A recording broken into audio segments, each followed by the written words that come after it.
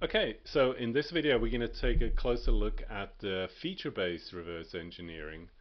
So some of these items have just changed a little bit since the original quick overview of the reverse engineering was done. So you'll see this icon in specific is going to be new. But we're going to take a look at a sample file that was sent to me by a customer. And when I import this is a new option. It will tell you that there are close proximity vertices. Basically what that means is that one or more locations in the file have been defined that the application itself lumps into one location, but for all practical purposes there are 2 points there, and during import they haven't been explicitly removed. So you have essentially three options here. You can just say yes, go ahead and delete those and be done with it. The other thing is you can say no, and then you go to the edit repair option, and then over here there's the merge vertices option. You can pick that and manually do the same thing as this tool does. If you do it manually, you may have to iterate a few times to get the right distance. Here the distance is set by the application, so it has a threshold below which it recognizes close proximity vertices. And then the other thing you can do is just make this the default, so it will always check and fix in the future. I recommend you don't turn this on.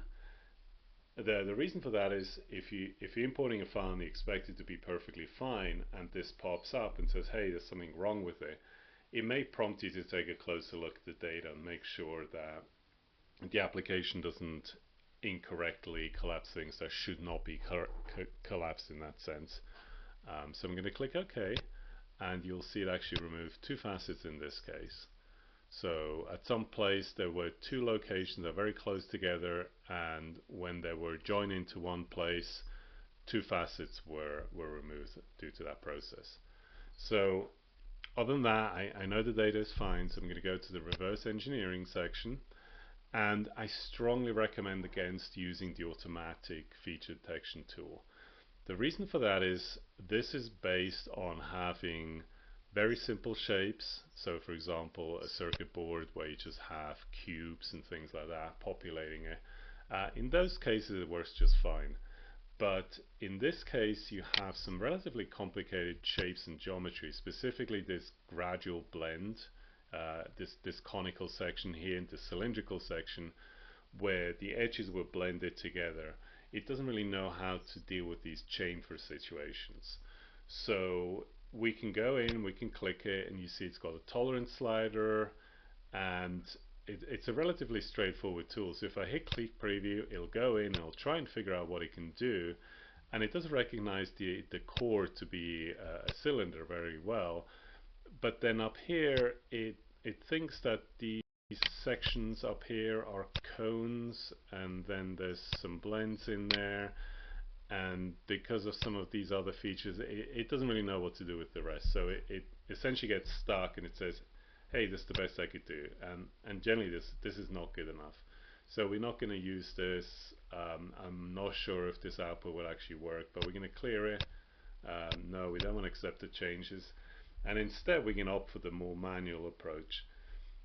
When I say manual, there's still automatic boundaries and then automatic surfaces. And to be clear how this workflow actually is meant to be done is you first define all the boundaries. So the automatic tool does that. It goes in and tries to automatically define all the boundaries. But then the boundaries are used as a trimming set for the surfaces. So if the boundaries aren't okay, the surfaces won't be okay either.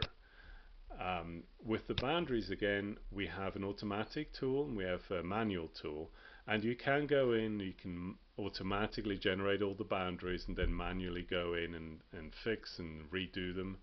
So I can show what this does. Again, we have a tolerance slider. We can ask it to show us where candidate edges are for all these boundaries. So we can do show candidate edges, and it'll go in and it'll use these tolerances, which by the way you can expand down here, and you have color options and then angle limits and such. it applies all that, and it's found all these sections, and it says, well, these are things that I may split up into arcs, splines, and such. But if you look closely, there's actually things missing. There's these sections missing here. So we don't have a delineation between this plane and this plane, and that's probably the reason why the automatic didn't succeed. It considered this a continuous section. I'm not going to go ahead and do this. If we do, and I can show this, we can say, okay, go ahead and find the boundaries from that. It finds a lot of straight sections, some arcs, no splines. But if we closely look into this, we see that there should be a straight section here and then an arc on either side. And it thinks there's some continuous arc here. And let me turn on the edge display. It starts the arc here and continues all the way over here, when in fact this section here is flat and the arcs are over here. So it wasn't able to distinguish where the actual rounded section starts, and that's got to do with tolerances. And it might be possible to figure out a combination of these to do that with. But for a geometry like this, which is relatively simple, it's relatively small, I strongly recommend you take the extra time and do it manually. That way you actually know what boundaries where and how it's defined. So we're going to clear this data, we can close out of this, and now we're going to manually define these boundaries. So we've got the edit boundary tool, that's it's manual definition or editing existing ones. So we're going to click on this, and I'm going to show you how to do all the straight sections first. Now I recommend you start with the straight sections. So we can do select edges, and then you'll see this preview shine here, and we'll click on this and it'll show us the options for what type this is, and by default it'll pick the straight, or by default it'll pick whatever's got the least amount of error. So this would be a straight section. We can click apply, and then this becomes a straight section with two open edges or two open boundaries defined on either end here. It does show us where it clearly knows that there's something missing. So what we're going to do next is we're going to continue and select all the other sections that are straight. Now when I say we're going to pick all the others, we're actually going to pick all the others. So here we just picked one and click apply. We can click multiple, but if we want to do all the straight sections in one go, we have to turn this option on, the multi. What the multi does is it assumes every single edge that we pick should then become a straight section. So this will become one, we have another one here, we have one in here, now we can't really see very well, we're also going to have this one, and so on. And I'm going to fast forward through this section. I'm going to select all the straight edges here.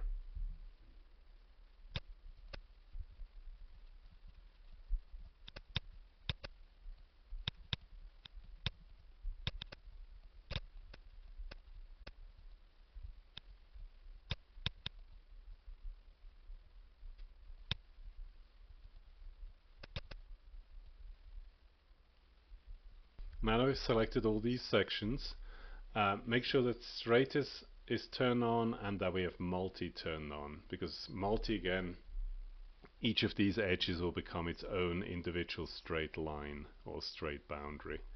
Click apply, and we can zoom around and make sure we've got the relevant sections in there. Let's see. Okay, so that's all our straight sections. Now obviously we have arcs on the side here. These could also be splines, just to be clear. Cylinders and cones can be delineated by splines, but I generally recommend you stay with an arc. An arc is really just part of a circle, whereas a spline is defined through knot points. And the arcs will generally come out as a better shape when the actual conversion into step or edges is done. So let's proceed with the arc selection here. Again, we do the select edges, and then we can start here, and then we have the option of just going ahead and clicking each item and getting those in there. But we have the grow option here, which very much accelerates that process. We can click grow, and you see it'll try and combine items that are very close but not identical to the starting section or the last section. So it'll continuously grow into that shape. It can happen, especially here, it's possible that I'll go off and it'll generate one of these almost tangent edges here. So in some cases you'll need to go manually and fix that. Now that we've defined this arc, we want to make sure it's actually defined as an arc. So if we just leave it at its lowest error value, which is the default, it'll often come up as a spline. The reason for the spline is really just it's easy to put sufficient points in here to minimize the error, whereas with the arc there's always going to be a little bit of an error. But these are essentially the same, and we in fact know that this was originally created as an arc. So we're going to pick arc and we're going to hit apply, and it'll turn this into an arc boundary. Now a quick trick here is when you do this for arcs, I often recommend you start sort of in the middle of the arc. It doesn't have to be exactly the middle, but then when you grow, it's going to actually try and grow both ways on this, and that just generally makes this a lot quicker. So again, I'm going to go through and I'm going to select all the arcs here, and then we're going to see what we do as a next step.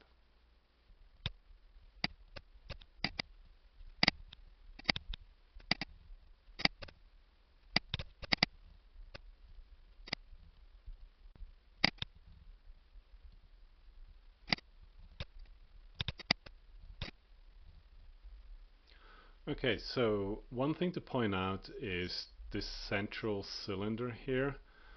Essentially that is defined through an entire circle, so it doesn't have a start point or end point. And the lack of a start and end point is generally what the step file does not like. So I strongly recommend you define this by 2 arcs and 2 straight lines. So the way I generally prefer doing this is to start off with a straight line, and I'm just going to use where these sort of edges converge here, top and bottom, and then I'm going to find this as a straight line. We can take a look down here. Yeah, so that's a straight line, and then we're going to do a second one on the opposite side, and it doesn't have to be the opposite side, it could be part of an arc. That is not that important. What is important is that you don't have it as a complete circle. And then I can go back in here and I can do the same again for the arcs. I'm just going to grow this selection. Now if I get to this point and you see one side actually meets there and the other one doesn't, I can keep growing that selection. And then to remove one item from a selection, you hold down the control key and then select it, and that will remove it from that. So the application in general is you click something to select, and if you want to deselect, you hold down the control key. So that's maybe something worth pointing out here. Going to do this one, and then we're just going to continue on the second side.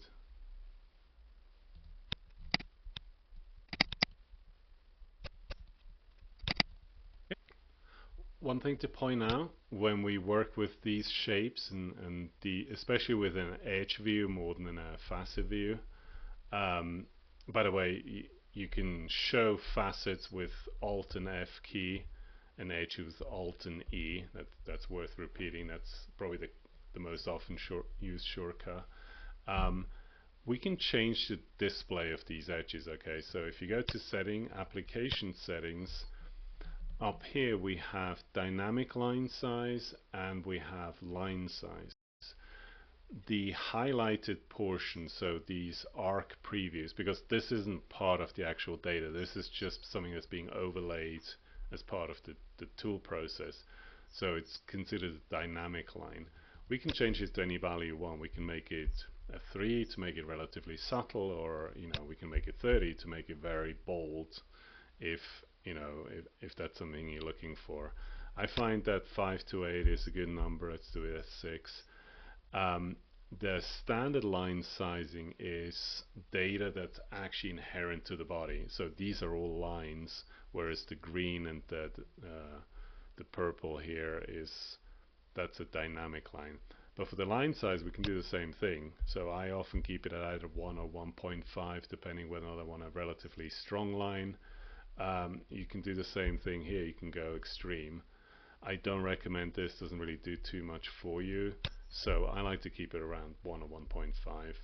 Once you go less than that, so 0.5 for example, you don't really see much difference because it doesn't need a minimum number. So keep that to between 1 and 2, I would say. That might be helpful for visualization purposes. So now that we've defined this, here's an extra tool I want to introduce for this, and this is the closest thing to a save button. So we can go ahead and click the IO button and we can export these boundaries and we save these to a file. So it's a very quick process. The files themselves are actually human readable, so if you wanted to manually edit them, which I don't recommend, but you can just open that in Notepad or something. The underlying geometry that's defined through those boundaries, within the file it's defined as the set of locations or three-dimensional coordinates. It's not linked directly to the index of these, which the application otherwise works with. So if you make small changes to the geometry, it's very possible that you can export the data, make those changes, then re-import it and will actually reapply onto the existing data. So for example, if you went ahead and cleared everything and then went, oh, that's really not what I wanted, now I'm back to this, you can go ahead and you can import the boundaries back into what you had, okay? And that gives you then the actual set of boundaries that you've just defined. So that's a very useful tool, and you can import and export boundaries and surface definitions as well. So when it says export BREP definition, that is both the surface data, which we haven't defined yet, so it's not available, and the boundary. So this encapsulates both. But sometimes you may want to separate one from the other, and this is an easy way by doing that. You can export, for example, let's say you've applied the surfaces and then find out something isn't right. You can import just the boundaries, and that will extract the boundary data from that set. So now that we've created this, we want to go ahead and we want to convert all these triangular facets into surfaces. And here, yes, we can do it manually, so it's a very similar process. We can go ahead and say, hey, select these faces, can do a flood select, it'll do all that, and it'll give us the different types, and we can just do that one by one. This is relatively tedious and I don't recommend it. It's a great tool if you need to work individually with something, or if you actually need to modify one that's been automatically defined. But other than that, I don't recommend you use this too much because it gets tedious. And this is actually a case where the automatic surfaces generally work better. So clicking automatic surfaces, we don't have too many things. We got colors and we got some general tolerances. So these are just factors to apply on top of the internal algorithm's determination of relative numbers. So leaving this as 1 is basically use the application's internal tolerance definition. But if we go ahead and do this, it's a very quick process. It gives us all the definitions right away. And in this case, we actually see that this is what we're looking for. So because we took the extra time to define the boundaries, it is now able to go in and say, okay, this set of surfaces combined is a planar definition. And then this here is a conical. And you can go in, and I've changed this from the default. You know, this can be anything you want it to be. Whatever works for you, go ahead and change those colors. It'll apply across all the other options as well. So what you define here is universal. Once we like this, once this is what we want, we click accept. And now we actually have the data in the format whereby the faceted representation, or it has been replaced with the feature-based representation. If that's something you want to apply permanently, we click apply. Note that when we do that, all the other tools go away, and we don't have option to do other things anymore, because now it's in a feature-based definition that the other tools cannot work with. If we want to go back to that, we can click triangles, and that will convert it back into essentially the same representation as it was before. But generally, we want to work left to right in this application. So we've done that. Now we can go ahead and export that, and I'm just going to write it to the existing file. It's a very quick process with something this small. You see 0.2 megabytes, so this is very dense, very compact form. Took 0.6 seconds to do that. And we can go ahead into a Libre, for example, and it can be any application. I'm going to use a Libre in this case. Go ahead, import this, and a Libre will ask us, as do most applications, how do you want to deal with this step data, because it's not native format. There's often issues with step files, as I'm sure you're aware of. The application can do some healing, make things tolerant, and so on. I like to keep the check part to high, and also tell me about any accuracy issues during import. That way I know if what I've imported is okay or not. So we're going to click OK, and this will take just a few seconds because this is again a relatively small file. And yes, this is nice. It tells us file imported without any errors. So we've got these options to check here, and none of them failed or anything like that. All this data was fine. And we can do a quick check on this just to make sure that this actually worked out okay. What I like to do is just kind of pick a surface and just see if I apply a hole through this body, and we'll just make it 10 millimeters and all the way through. If this succeeds and everything is still okay, let me just make this smaller. If you can actually see that hole and there's no issues in there, that means the data really actually imported without issues, and you can use it just like any other geometry that you would have imported. We can see these conical shapes are fine, the cylindrical shapes came in just fine. There's a nice delineation in here between these surfaces. So for all practical purposes, this would be the shape and body that we want to use.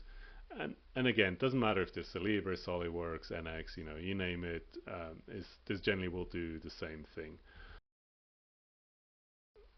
That's it. That's the overview and tutorial of the reverse engineering tool specifically for the feature-based. You will notice also, as a quick side note, I am using a space ball or a space mouse or a 3D connection device, whatever you want to call it. You obviously can't see that, but it allows me to manipulate the geometry a lot better. It's a tool I can't really live without anymore. And to be clear, I'm not being sponsored or anything by them. But it is something I really like for this kind of stuff. And the application has been overhauled to work better with those input devices. That just as a side note. You can always use the mouse, but it's often easier to just quickly manipulate with that. So I'll leave it at that. There's other tutorials. There will be more tutorials, specifically if there's any inquiries from customers. Always like to review those questions and sometimes put together a video. This is one like that. If you have questions, support@solvering.com. Send us an email. We'll take a look and we'll let you know.